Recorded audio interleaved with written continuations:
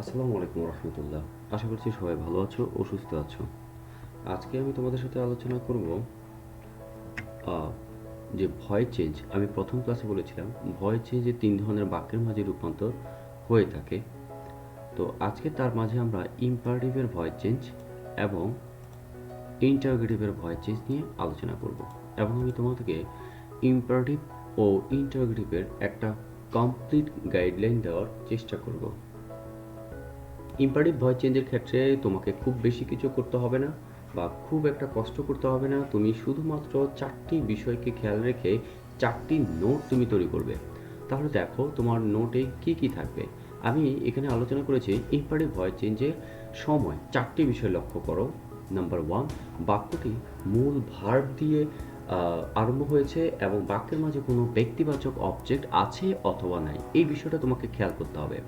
বাক্যটি মূল ভাব দিয়ে আরম্ভ হবে এবং ওই বাক্যে যদি ব্যক্তিবাচক অবজেক্ট থাকে তাহলে একভাবে হবে, এবং যদি ব্যক্তিবাচক না থাকে তবে অন্যভাবে হবে। তাই তুমি এই বিষয়টা খেয়াল রাখবা যে বাক্যটি মূল ভাব দিয়ে শুরু হয়েছে কিনা এবং সেখানে ব্যক্তিবাচক অবজেক্ট আছে কি নাই। যেমন ধরো এখানে বলা হচ্ছে যে শাট দ্য উইন্ডো, তাহলে আমরা এটাকে যদি পেসিভ করি তাহলে কি দাঁড়ায় দেখো, এখানে কিন্তু কোনো ব্যক্তিবাচক অবজেক্ট নাই। তুমি খেয়াল করো এখানে কিন্তু কোনো ব্যক্তিবাচক অবজেক্ট বলতে আমরা যেগুলো ব্যক্তিকে প্রতিনিধিত্ব করে আমরা সেগুলোকে ব্যক্তিবাচক অবজেক্ট বলি, তাই না? কিন্তু এখানে খেয়াল করো এখানে কোনো ব্যক্তিবাচক অবজেক্ট নাই, আছে কি বস্তুবাচক অবজেক্ট, দ্য উইন্ডো। তাহলে এখানে আমরা যেটা করব প্যাসিভে এটাকে কি করব, যে এটার স্ট্রাকচারটা আমি একটু বলে দিই। খেয়াল করো স্ট্রাকচারটা হচ্ছে যদি ব্যক্তিবাচক অবজেক্ট না থাকে তখন স্ট্রাকচারটা হবে ল্যাড প্লাস অবজেক্টের subject plus B plus V three. তো এখানে খেয়াল করো তাহলে এই স্ট্রাকচারটা যদি আমি এখানে এখন বসাই, যে তাহলে হবে ল্যাড প্লাস, অর্থাৎ প্রথমে আমাকে ল্যাড দিতে হবে, তারপরে বলছি অবজেক্টের সাবজেক্ট এখানে হচ্ছে দ্য উইন্ডো, তাহলে lad the late the window, late the window, এরপর বলছি কি বি ব্যবহার করতে হবে, বি, এরপর হচ্ছে ভি থ্রি, অর্থাৎ ভার্ব কোনটা শার্ট, তাহলে শার্টের এটাও হয় শার্ট, পাস্ট পার্টিসিপল ফর্ম, তাই না? তাহলে কি answer, late the window be shirt. তাহলে প্রশ্নটা ছিল শার্ট দ্য উইন্ডো, এখানে কোনো ব্যক্তিবাচক অবজেক্ট ছিল না বিধায় আমরা প্রথম স্ট্রাকচারকে ফলো করেছি যে লেট প্লাস অবজেক্টের subject plus B plus V three, তাহলে let the window be shut. ঠিক একইভাবে পরেরটা যদি তুমি খেয়াল করো তাহলে এখানে কি আসছে দেখো,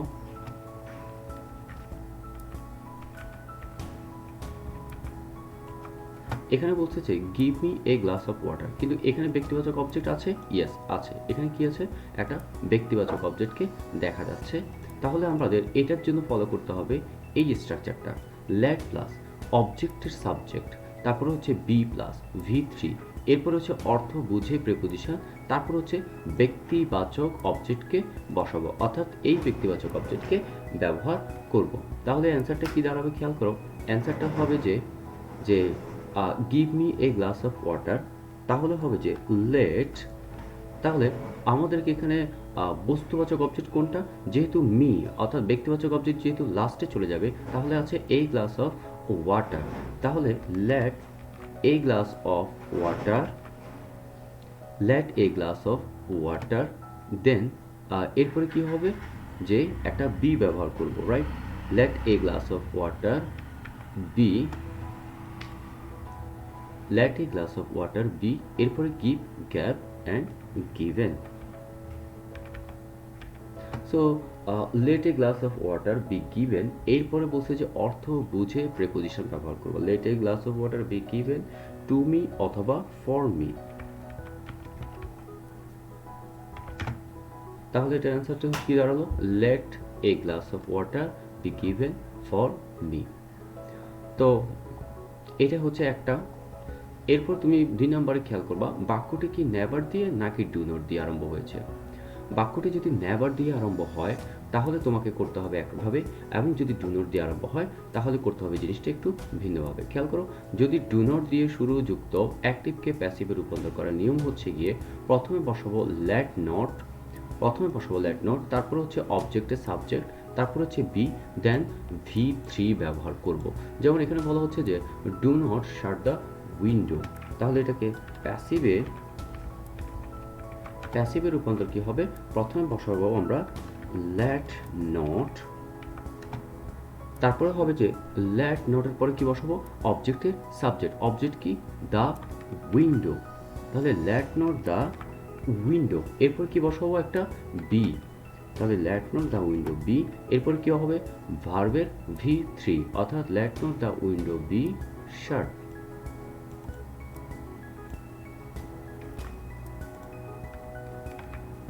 তাহলে হয়ে গেল যে do not shut the window, let not the window B শাট। ঠিক একইভাবে খেয়াল করো, যদি নেভার যুক্ত হয় তখন আমাকে কি করতে হবে, অ্যাক্টিভ ভয়েসকে প্যাসিভে রূপান্তর করা, অর্থাৎ নেভার যুক্তকে প্যাসিভে রূপান্তর করতে গেলে প্রথমে বসাবো লেট নট, তারপরে হচ্ছে অবজেক্টের সাবজেক্ট, তারপরে বসাবো এভার বি, তারপরে বসাবো V3। এখানে একটা জিনিস খেয়াল করিও যে যদি এই জিনিসটাকে আমরা দুইভাবে পরিবর্তন করতে পারি, এক হচ্ছে আমরা শুরুতে যদি ল্যাট নট দিই, নেভার যুক্ত অ্যাক্টিভকে প্যাসিভে আমরা দুইভাবে করতে পারি। এক হচ্ছে যদি তুমি আমার প্রথম স্ট্রাকচারটাকে ফলো করো, তাহলে ল্যাট নট যদি শুরুতে বসাও তাহলে অবশ্যই তোমার সাবজেক্টের উপরে এভার বি বসাতে হবে। ক্লিয়ার? আর যদি তুমি আমার দ্বিতীয় রুলসটা ফলো করো যে লেট নেভার দিয়ে শুরু করতে চাও, তাহলে অবশ্যই সেখানে কিন্তু তুমি আবার এভার বিকে বসাতে পারবে না। তাহলে খেয়াল করো যে লেট নট আমাকে বলছে যে নেভার যুক্ত অ্যাক্টিভকে প্যাসিভ করতে গেলে প্রথমে যদি ফলো করি লেট নট প্লাস অবজেক্টের subject plus ever be plus V3, তাহলে খেয়াল করো বলা হচ্ছে এখানে একটা এক্সাম্পল খেয়াল করো, নেভার গো দেয়ার, তাহলে এটাকে যদি আমি প্যাসিভ করে দেখাই প্রথম সূত্র অনুযায়ী, তাহলে দাঁড়াচ্ছে কি, প্রথমে বসাবো লেট নট, তারপরে বসাবো অবজেক্টের সাবজেক্ট, তাহলে অবজেক্টটা কি, নেভার গো দেয়ার, তাহলে লেট নট দেয়ার, এরপরে বসাবো কি বলছি, প্রথম স্ট্রাকচার অনুযায়ী এভার বি, তাহলে let not there ever be, let not there ever be, এরপরে কি বসাবো V3, তারপরে go went and gone. So এরপরে দেখো যদি আমি 2 নম্বর স্ট্রাকচারকে ফলো করি তাহলে কি হবে, যে এখানে বলা হচ্ছে নেভার টেল এ লাই, তাহলে তার প্যাসিভে দাঁড়াবে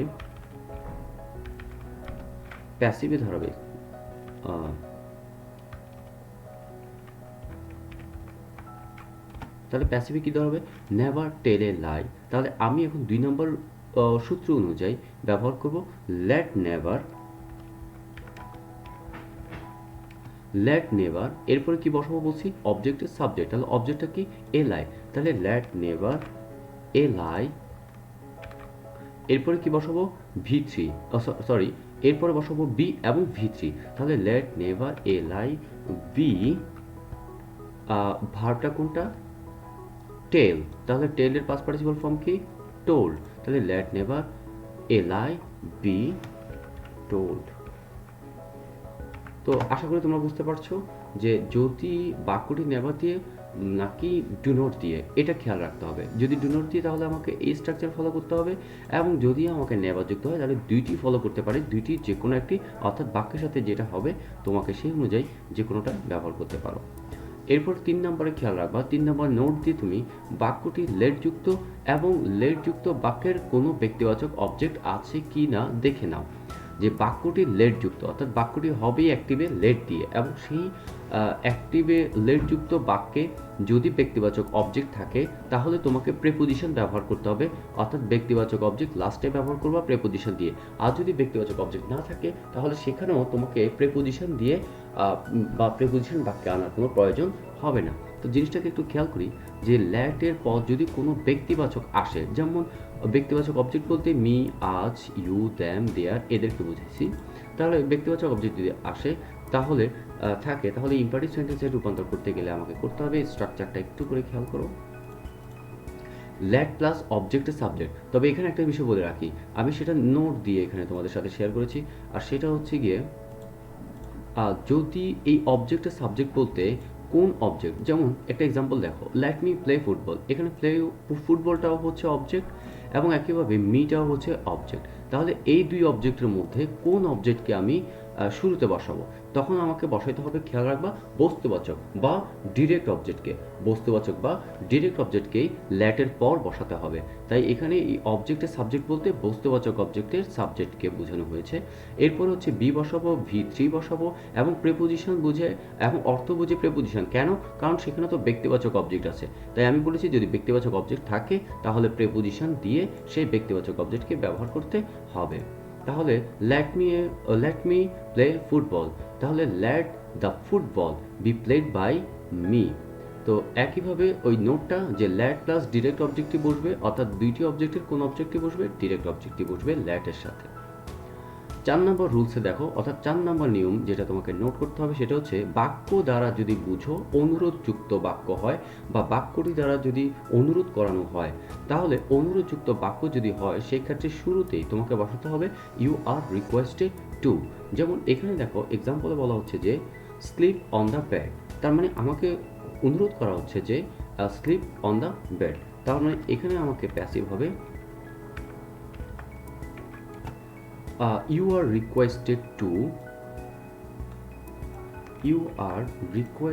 to এরপর হচ্ছে স্লিপ অন দ্য বেড। তো you are requested to sleep on the bed. So যদি খেয়াল করো যে আমরা এই 4টা নিয়ম বা এই 4টা নোট যদি তুমি মনে রাখতে পারো, তাহলে ইম্পারেটিভের সকল প্রকার ভয়েস চেঞ্জ তুমি খুব সহজে রূপান্তর করতে পারবে। এবার চলো আমরা একটু দেখি যে ইন্টারোগেটিভের ভয়েস চেঞ্জটা কীভাবে হবে। তো একইভাবে ইন্টারোগেটিভের ভয়েস চেঞ্জের জন্য আমি তোমাদের সাথে বলবো যে নোট করবে, তুমি 4টি নিয়মে নোট করবে। ইন্টারোগেটিভ ভয়েস চেঞ্জের ক্ষেত্রেও তুমি কয়টি নিয়ম করবা? দেখো আমি 4টি নোট তোমাদের সাথে শেয়ার করছি এবং তোমাদের নোটেও এই 4টি নিয়মকেও তুলে নেবে। প্রথম কথা হচ্ছে ইন্টারোগেটিভের ভয়েস চেঞ্জ করার জন্য আমরা একটা ফর্মুলা মেনটেন করি, সেটা হচ্ছে এখানে নোটের ক্ষেত্রে দেখো যখন ইন্টারোগেটিভের ভয়েস চেঞ্জ হয় প্রথমে মনে রাখবা ইন্টারোগেটিভে অ্যাক্টিভও ইন্টারোগেটিভ থাকে এবং প্যাসিভও তোমাকে ইন্টারোগেটিভই করতে হবে। অ্যাক্টিভও ইন্টারোগেটিভ থাকে এবং প্যাসিভও ইন্টারোগেটিভ করতে হবে। তো যেহেতু অ্যাক্টিভে যে অক্সিলারি দিয়ে ইন্টারোগেটিভ করা হয়, প্যাসিভে কিন্তু সেই অক্সিলারি নাও থাকতে পারে বা অন্য একটি অক্সিলারি এসে সেখানে ব্যবহার হতে পারে। তো আমি কিভাবে বের করব সেই নতুন অক্সিলারিকে? তো এখানে ক্ষেত্রে আমরা যে ফর্মুলাটা ব্যবহার করি সেটা হচ্ছে, খেয়াল করো যে ইন্টারোগেটিভ সেন্টেন্সটি, উক্ত ইন্টারোগেটিভ সেন্টেন্সটিকে তোমাকে অ্যাসার্টিভে রূপান্তর করে নিতে হবে এবং অ্যাসার্টিভে রূপান্তর করার পর রূপান্তরিত সেই অ্যাসার্টিভ সেন্টেন্সটিকে আবার প্যাসিভে রূপান্তর করে দিতে হবে এবং সেই প্যাসিভে রূপান্তর করার পর এবার উক্ত প্যাসিভটিকে তোমার উক্ত প্যাসিভের ভয়েজের যে অক্সিলারিটিকে দিয়ে তোমার নতুন করে আবার প্রশ্নবোধক বাক্য তৈরি করতে হবে এবং সেটাই হবে তোমার উত্তর।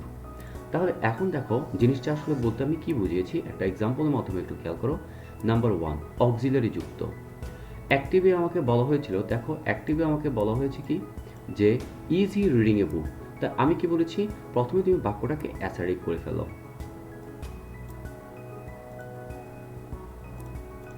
অ্যাসার্টিভ করলে কি দাঁড়াচ্ছে, এখানে অ্যাসার্টিভ মানে হচ্ছে যেখানে সাবজেক্ট শুরুতে আসবে, রাইট, সাবজেক্ট ভার্ব অবজেক্ট। তাহলে হি ইজ রিডিং এ বুক, এটা কোন টেন্স? এটা হচ্ছে কন্টিনিউয়াস টেন্স, রাইট। তাহলে এটা দেখো যদি কন্টিনিউয়াস টেন্স হয় তাহলে আমরা শুরুতে বলছি অক্সিলারি কে আসে, অর্থাৎ আমার ক্লাস ভয়েস চেঞ্জ পার্ট 1-এ আমি আলোচনা করেছিলাম এই টেন্স যুক্ত কোনটি কোন অক্সিলারিগুলো এখানে ব্যবহৃত হয়। তাহলে এখানে এই অ্যাসার্টিভকে যদি আমি প্যাসিভ করি তাহলে কি দাঁড়ায় দেখো, অ্যাসার্টিভের প্যাসিভটি হচ্ছে এ বুক ইজ, অর্থাৎ এই অবজেক্টকে সাবজেক্ট করলে এ বুক ইজ, টেন্স অনুযায়ী ইজ, বিং, যেহেতু এটা কোন টেন্স? কন্টিনিউয়াস টেন্স, তাহলে a book is being read by him. এখন দেখো আমি বলছি যে এই রূপান্তরিত যে প্যাসিভ হলো এখানে অক্সিলারিকে ইজ, এই অক্সিলারিকে দিয়ে তোমাকে আবার কি ব্যবহার করতে হবে? একটা প্রশ্নবোধক বাক্য করতে হবে। তাহলে আমরা কিভাবে বসাবো? এটা এখন প্যাসিভ, অর্থাৎ উত্তরটা হবে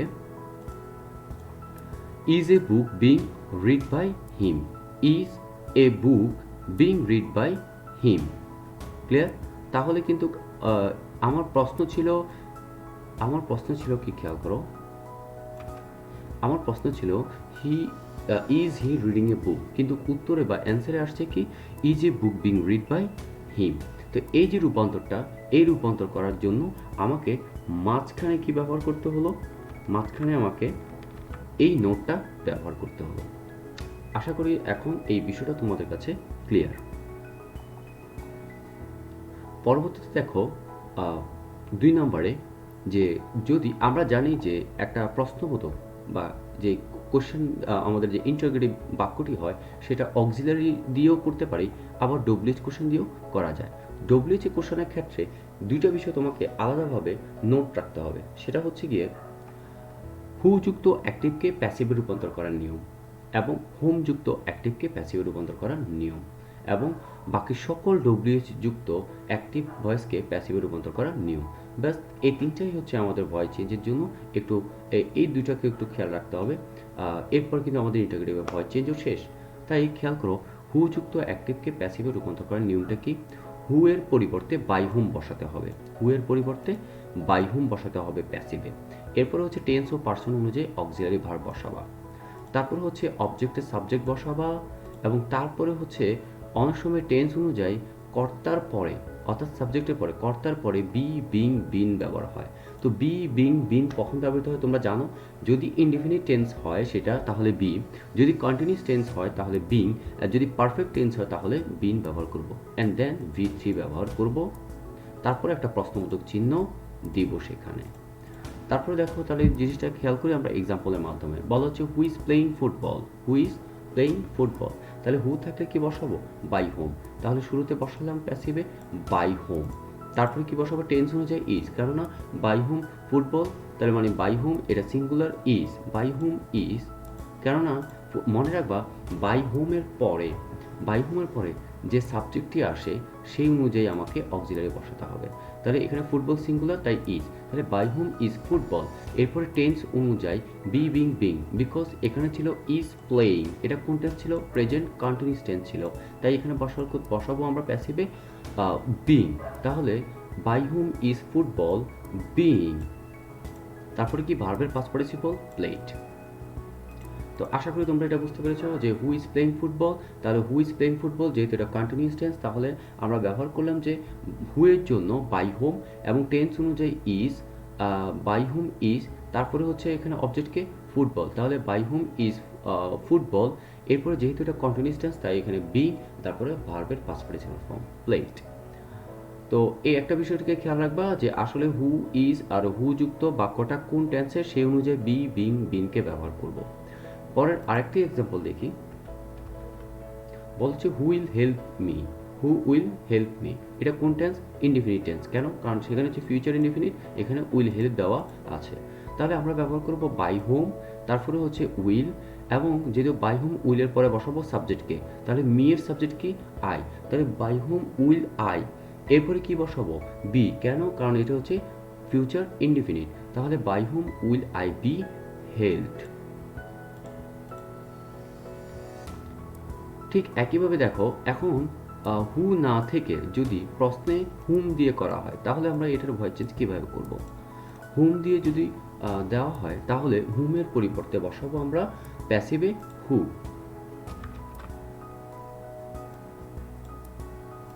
এবং টেন্স ও পার্সন অনুযায়ী অক্সিলারি বসাবো, তারপরে V3 বসাবো, তারপরে বাই যোগে অর্থাৎ অর্থবোঝী প্রেপোজিশন বসিয়ে তারপরে সাবজেক্টের অবজেক্ট বসাবো। তাহলে whom did you see on the road, তাহলে এখানে কি বসাবো? প্রথমে হুমের জন্য বসাবো হু, তারপরে হচ্ছে কি বসাবো? টেন্স ও পার্সন অনুযায়ী অক্সিলারি ভার্ব বসাবো।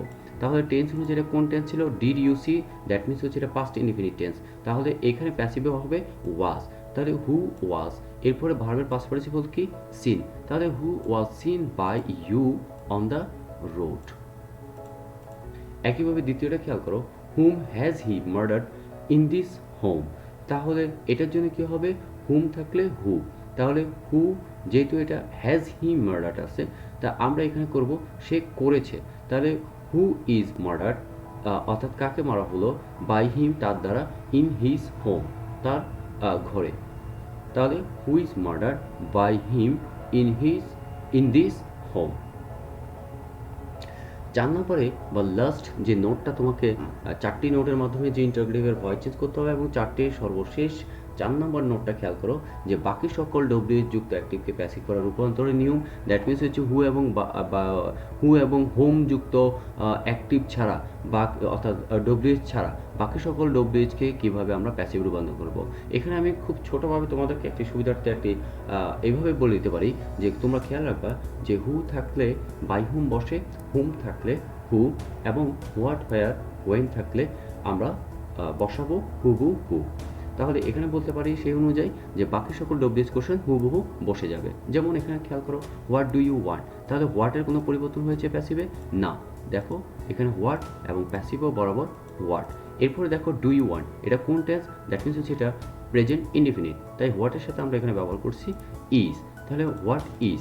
এরপরে ভার্বের পাস্ট পার্টিসিপল ফর্ম ওয়ান্টেড, এরপরে প্রেপোজিশন অর্থ বুঝে বাই, এবং এখানে ছিল ইউ, অবজেক্ট হচ্ছে ইউ, তাহলে what is wanted by you. প্রশ্ন ছিল হোয়াট ডু ইউ ওয়ান্ট, আর অ্যান্সার হচ্ছে what is wanted by you. তো তোমরা যখন নোটটি করবে এবং প্র্যাকটিস করবে তো অবশ্যই এটাকে এভাবে খেয়াল রাখবা যে ইন্টারগ্রেটিভে 4টা নিয়ম তোমাদের যদি জানা থাকে তাহলে সকল ইন্টারগ্রেটিভ ভয়েস চেঞ্জ তুমি খুব সহজে করতে পারবে। এবং এই 4টির ক্ষেত্রে একটা রাফ আমি তোমাদের সাথে শেয়ার করছি। প্রথমে অক্সিলারি, নতুন যে অক্সিলারি আসে বা পরিবর্তন হোক বা না হোক, যে আমরা শিওর হওয়ার জন্য আমরা এই নোটটি বা এই রাফটি আমরা করতে পারি মাঝে। তো এটা প্রথমে কয়েকবার করলে হয়, পরবর্তীতে তোমাদের এটা অটোমেটিক হয়ে যাবে ইনশাল্লাহ প্র্যাকটিসের মাধ্যমে। তো এখন দেখো যে অক্সিলারি যুক্ত, হু যুক্ত, হুম যুক্ত এবং বাকি সকল ডব্লিউ যুক্ত, এই 4টি নোট তুমি অবশ্যই সংগ্রহে রাখবে। এবং ইম্পারেটিভের ক্ষেত্রে আমি কি বলেছি, ইম্পারেটিভের ক্ষেত্রে তোমাকে অবশ্যই খেয়াল রাখতে হবে যে বাক্যটি মূল ভাব দিয়ে আরম্ভ হয়েছে এবং সেখানে ব্যক্তিবাচক অবজেক্ট আছে অথবা নাই। তারপরে হচ্ছে বাক্যটি নেভার দিয়ে, নাকি ডু নট দিয়ে আরম্ভ হয়েছে। তারপর হচ্ছে বাক্যটি ল্যাট যুক্ত এবং ল্যাট যুক্ত বাক্যে কোনো ব্যক্তিবাচক অবজেক্ট আছে কি না দেখে নাও। তারপর হচ্ছে অনুরোধ যুক্ত বাক্য যদি হয় তাহলে সেক্ষেত্রে ভয়েস চেঞ্জটা কীভাবে হবে। সো আশা করি তোমাদের এই নোটগুলো বা এই ফর্মুলাটা অর্থাৎ ইম্পারেটিভ এবং ইন্টারগ্রেটিভ ভয়েস চেঞ্জের টোটাল সব মিলিয়ে 8টা নোট যদি তোমাদের নোট ডাউন করা থাকে তাহলে ইনশাল্লাহ তোমাদেরকে এই সকল বিষয় ভয়েস চেঞ্জ আসলে অবশ্যই তোমরা সফল হবে বলে আমি বিশ্বাস করি। সো আজকের ক্লাসটি এখানে শেষ হলো এবং ভয়েস চেঞ্জের পার্ট 3তে আমি আলোচনা করব যে কোয়াসি প্যাসিভের ভয়েস চেঞ্জ এবং কিছু ব্যতিক্রম ধর্মীয় নিয়ম অনুসারে ভয়েস চেঞ্জ। তো আজকে এই পর্যন্ত। আসসালামু আলাইকুম রহমতুল্লাহ।